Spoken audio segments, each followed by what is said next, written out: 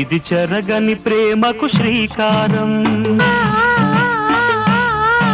ఇది మమతల మేడకు ప్రాకారం, పండిన కలలకు శ్రీరస్తు, పసుపు కుంకుమకు శుభమస్తు,